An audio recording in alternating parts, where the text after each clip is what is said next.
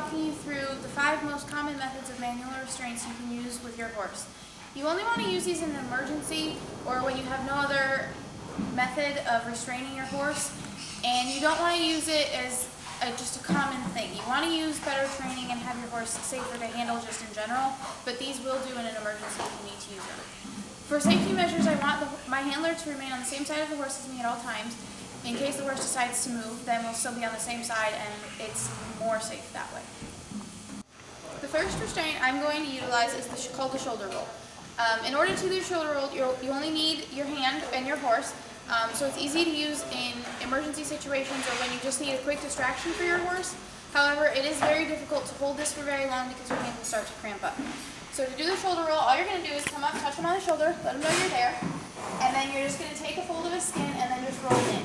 And as you can see, he kind of bends away from it and recognizes that you're there and he's paying attention to what you're doing rather than anything that could be distracting him. The next restraint I'm going to show you is the leg lift.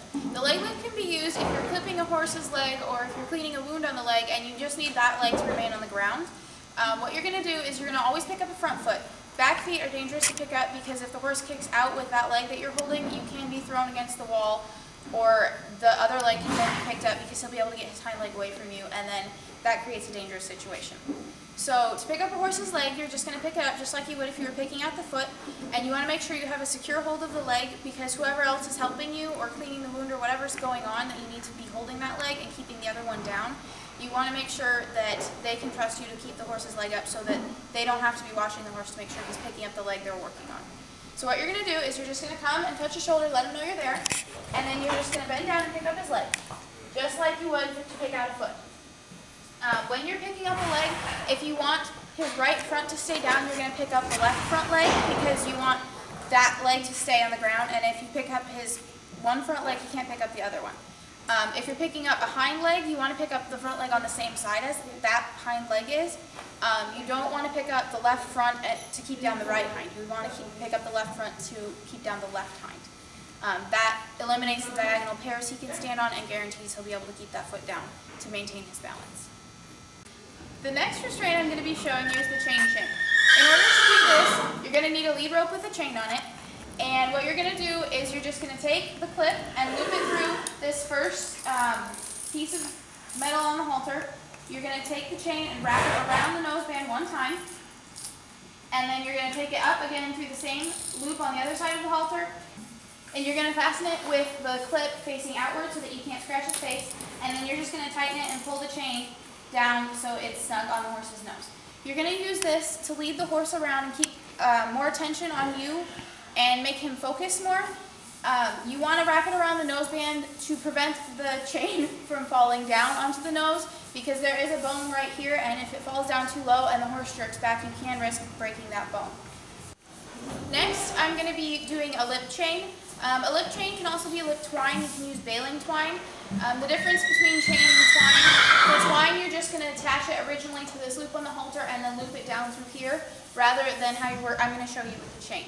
So the lip chain is just a little more severe than the chain shank, and it's just going to rest the chain against the gums, and it's just going to keep the horse's attention a little more focused. So you're going to start off the same way as the chain shank and just loop the clip through the halter on this side. And then what you're going to do is you're just going to leave the chain dangle down and then loop it again, the same loop on this side of the halter, and then keep the clip again pointing out at the top. So then once you've done this, you're just going to take the chain and run it up and then put it on the horse's gums right under his lips and make sure it's secure. When you're using this, you always want to pull down rather than up, because if you pull up, if the horse picks up his head, you're going to lose your leverage. So you want to pull down and keep the leverage going. You don't want to leave this on for a very long time because it can become painful and abrasive on the horse's gums. So you just want to make sure that you're only using it for a short amount of time so that you're just using it as a distraction rather than as a painful device to keep the horse's attention. The last restraint I'm going to be showing you is the twitch. There are 3 different kinds of twitches. Here I have a rope twitch. The end is rope rather than chain, but a chain twitch is a little more severe than a rope twitch. And not as many people use it, but you can still find them. The third option is a humane twitch, which is a metal loop rather than a rope loop. and it's harder to pinch the horse's lip in it, and it gives you a more definitive area which the horse's lip goes in. So when you're putting on a twitch, you want to keep your first 4 fingers in the loop of the twitch and keep your pinky out so that the twitch can't slide down your arm as you're applying it. And when you're putting the twitch on, you want to keep the handle under your arm and twist so that it's more secure. When you have a twitch on a horse, you also want to make sure that you do not let go of the handle, because if you let go of the handle and the horse flails its head around, it can potentially hit someone else or yourself, and then it becomes a more dangerous situation. So what you're going to do is just keep your first 4 fingers in the loop, and you're going to come and grab his lip, and then you're just going to shift your fingers up so the rope comes off, and then you're just going to twist the twitch until it's tight. You can kind of feel when it gets a little bit harder to twist that it should stay on.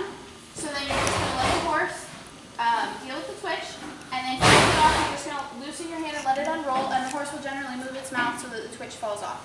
When you're done, you want to kind of rub his mouth so that he's not as defensive, and you want to make sure that you kind of play with his mouth all the time so that he doesn't become twitch shy, because if the only time you ever play with his lips is when you're putting a twitch on, he will become much more resentful of you touching his face. When you're using a twitch, you don't want to leave it on for more than about 10 minutes, maybe 12 minutes, because at that point it becomes less of a numbing or distraction, and it becomes more painful for the horse because it's starting to interfere with the blood supply, and then it's getting to the point where the horse can just potentially blow up and then create a dangerous situation. So you want to just make sure that you watch the time that you're using it for, and again, it can just serve as a distraction, just like all the other restraints we've used. These are the 5 most common manual restraints you're going to use on your horse. You want to make sure that you've used all of these restraints before you need them in an emergency, just so you can know your horse's normal reaction to them. If you only ever put a twitch on when you're trying to control him, it's going to be much more difficult. You also want to keep in mind that you watch me apply these in a calm situation where the horse is not in pain or not needing to be distracted, which also makes it much simpler.